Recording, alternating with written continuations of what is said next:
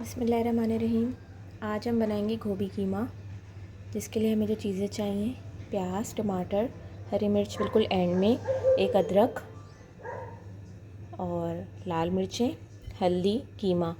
और स्टार्ट करते हैं।